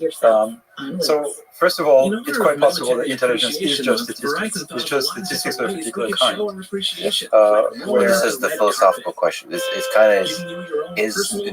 it possible that intelligence is just statistics? But what kind of statistics? So, if you're asking the question, are the models of the world that we learn, do they have some notion of causality? Yes. So, if the criticism comes from people who say, current machine learning systems don't care about causality, which by the way is wrong, I agree with them. Yeah, you should. Your model of the world should have your actions as one of the inputs, and that will drive you to learn causal models of the world, where what intervention in the world will cause what result. But you can do this by observation of other agents acting in the world and observing the effect, other humans, for example. So I think, at some level of description, intelligence is just statistics, but that doesn't mean you won't have models that have, deep mechanistic explanation for what goes on. The question is, how do you learn them? That's the question I'm interested in. Because, a lot of people who actually voice their criticism say that those mechanistic models have to come from someplace else. They have to come from designers. They have to come from I don't know what. And obviously, we learn them. Or if we don't learn them as an individual, nature run them for us using evolution. So regardless of what you think, those processes have been learned somehow. So if you look at the human brain, just like when we humans introspect about how the brain works, it seems like when we think about what is intelligence, we think about the high level stuff, like the models we've constructed, concepts like cognitive science, like concepts of memory and reasoning module, almost like these high level modules. Is this serve as a good analogy? Like, are we ignoring the dark matter, the basic low-level mechanisms, just like we ignore the way the operating system works, we're just using the high-level software? We're ignoring that at the low level, the neural network might be doing something like statistics. like me, sorry to use this word probably incorrectly and crudely, but doing this kind of fill in the gap kind of learning and just kind of updating the model constantly in order to be able to support the raw sensory information to predict it and then adjust to the prediction when it's wrong. But like high level, when we look at our brain at the high level, it feels like we're doing, like we're playing chess, like we're like playing with high level concepts and we're stitching them together and we're putting them to long-term memory, but really what's going underneath is something we're not able to introspect, which is this kind of simple large neural network that's just filling in the gaps. Right. Well, okay, so there's a lot of questions. Okay, so first of all, there's a whole school of thought in neuroscience, computational neuroscience in particular, that likes the idea of predictive coding, which is really related to the idea I was talking about in self-supervised learning. So everything is about prediction. The essence of intelligence is the ability to predict, and everything the brain does is trying to predict everything from everything else. Okay, and that's really sort of the underlying principle, if you want, that self-supervised learning is trying to kind of reproduce this idea of prediction as kind of an essential mechanism of task-independent learning, if you want. The next step is, what kind of intelligence are you interested in reproducing? And of course, we all think about, trying to reproduce sort of, high-level cognitive processes in humans. But like with machines, we're not even at the level of even reproducing the learning processes in a cat brain. The most intelligent or intelligent systems don't have as much common sense as a house cat. So how is it that cats learn? And, cats don't do a whole lot of reasoning. They certainly have causal models. They certainly have, because, many cats can figure out like how they can act on the world to get what they want. They certainly have a fantastic model of intuitive physics, certainly of the dynamics of their own bodies, but also of praise and things like that, right? So they're pretty smart. They only do this with about 800 million neurons.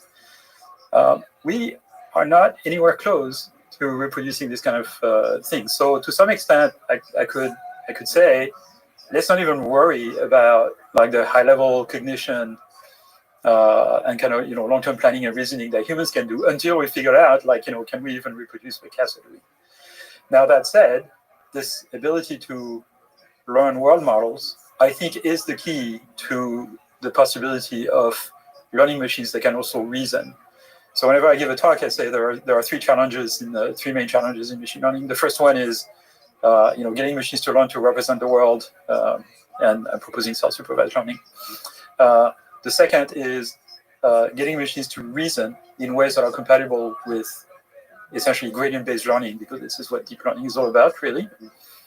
And the third one is something we have no idea how to solve, at least I have no idea how to solve, is can we get machines to learn hierarchical representations of action plans?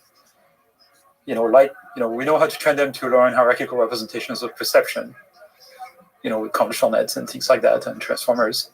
But what about action plans? Can we get them to spontaneously learn good hierarchical representations of actions? Also gradient-based. Yeah, all of that needs to be somewhat differentiable so that you can apply sort of gradient-based learning, which is really what deep learning is about. So it's background knowledge, ability to reason in a way that's differentiable, that is somehow connected, deeply integrated with that background knowledge, or builds on top of that background knowledge, and then given that background knowledge, be able to make hierarchical plans in the world. So if you take classical optimal control, there's something in classical optimal control called model predictive control. And it's been around since the early 60s. NASA uses that to compute trajectories of rockets.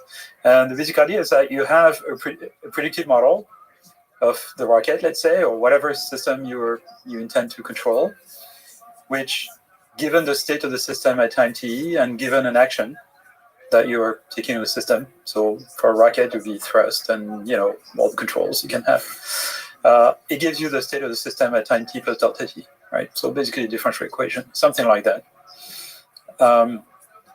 And if you have this model, and you have this model in the form of some sort of neural net or some sort of set of formula that you can backpropagate gradient through, you can do what's called model predictive control. or gradient-based model predictive control. So you have you can unroll that that model in time. You feed it a hypothesized sequence of actions, and then you have some objective function that measures how well at the end of the trajectory the system has succeeded or matched what you want it to do. Is it a robot arm? Have you grasped the object you want to grasp? If it's a rocket, are you at the right place near the space station? Things like that. And by backpropagation through time, and again, this was invented in the 1960s by optimal control theorists, you can figure out what is the optimal sequence of actions that will, get my system to the best final state. So that's a form of reasoning. It's basically planning, and a lot of planning systems in robotics are actually based on this.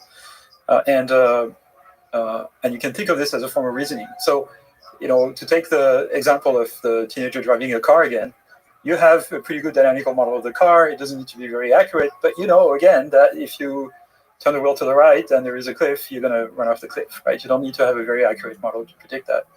And you can run this in your mind and decide not to do it for that reason, because you can predict in advance that the result is going to be bad. So you can sort of imagine different scenarios and then employ or take the first step in the scenario that is most favorable, and then repeat the process of planning. That's called receding horizon model predictive control. So all those things have names, going back decades. And so if you're not the in classical optimal control, the model of the world is not generally learned.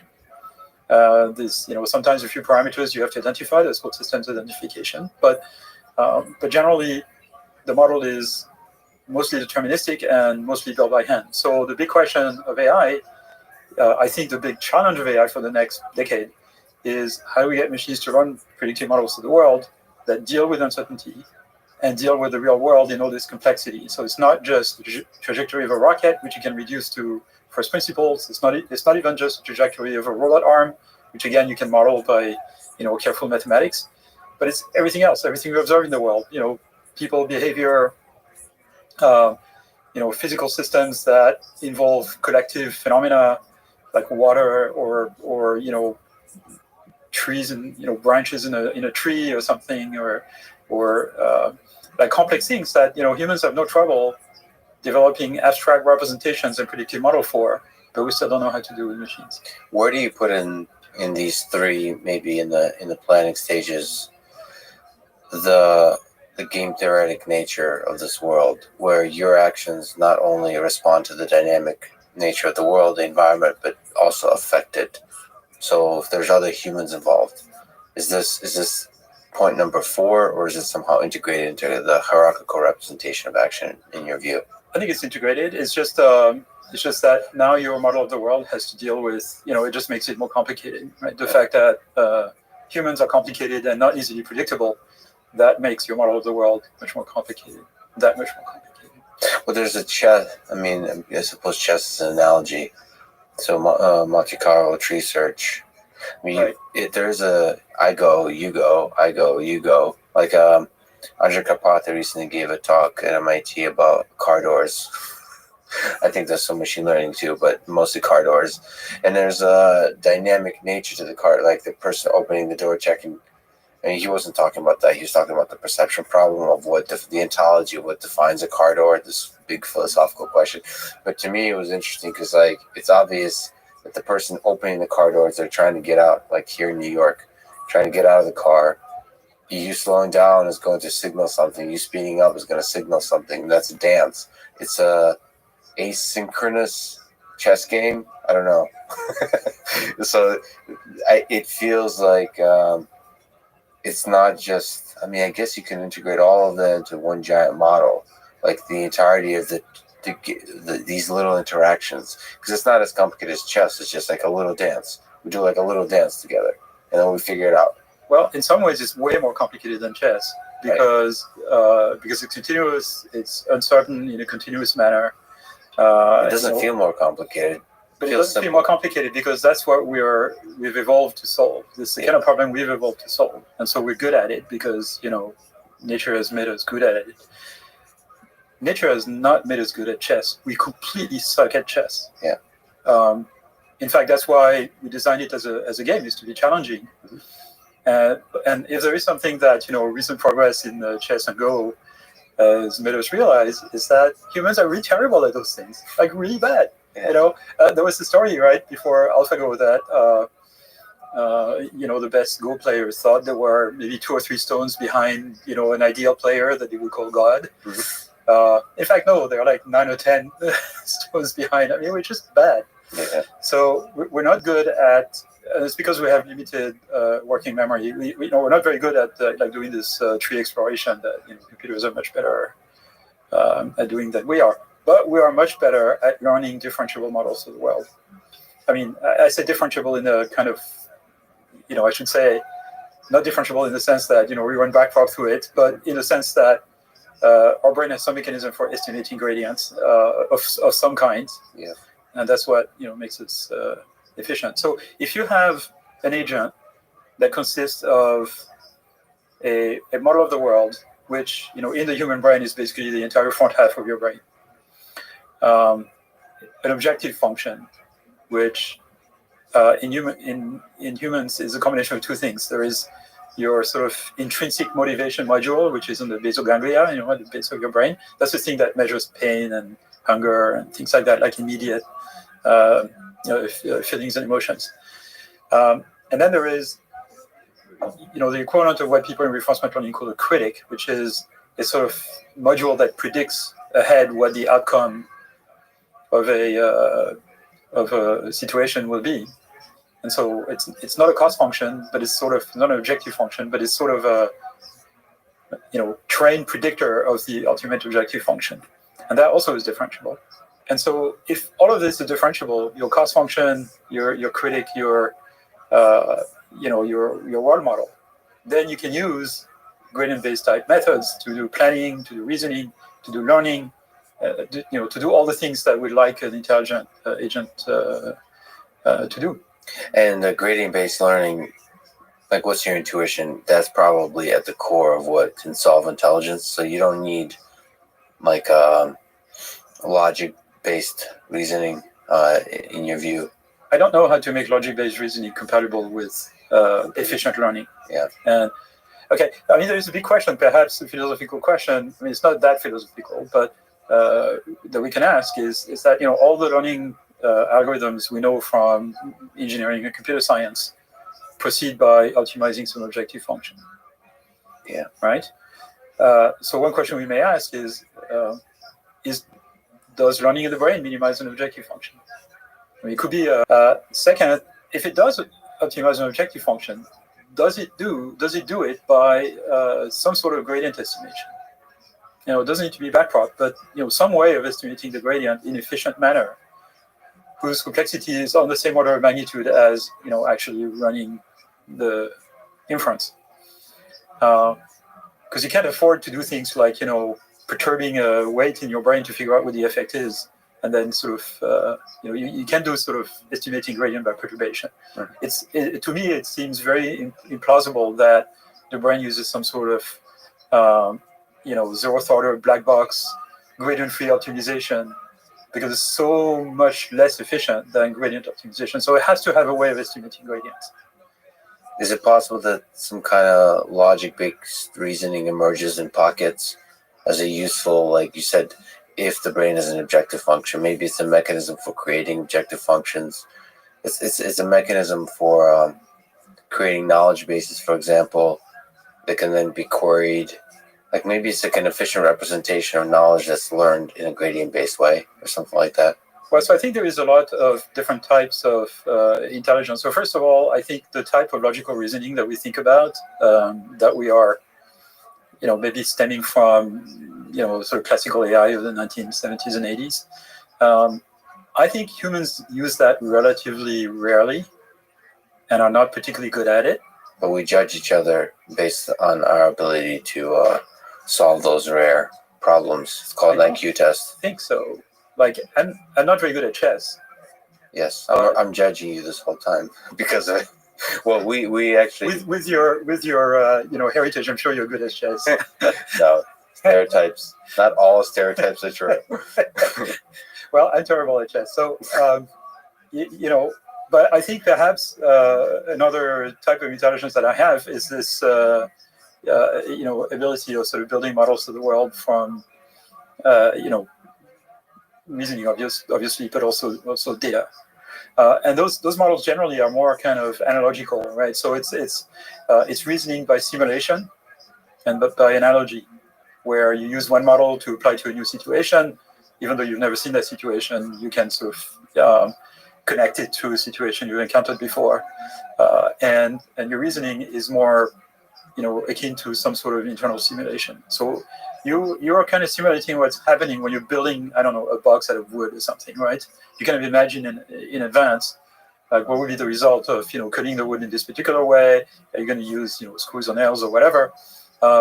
When you are interacting with someone, you also have a model of that person and sort of interact with that person, having this model in mind to kind of tell the person what you think is useful to them. So I think this ability to construct models of the world is basically the essence of intelligence, and the ability to use it then to plan actions that will fulfill a particular criterion, of course, is necessary as well.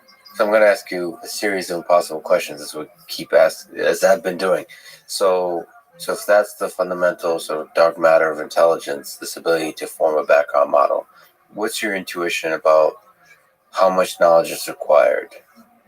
I think dark matter, you can put a percentage on it of the composition of the universe, and how much of it is dark matter, how much of it is dark energy, how much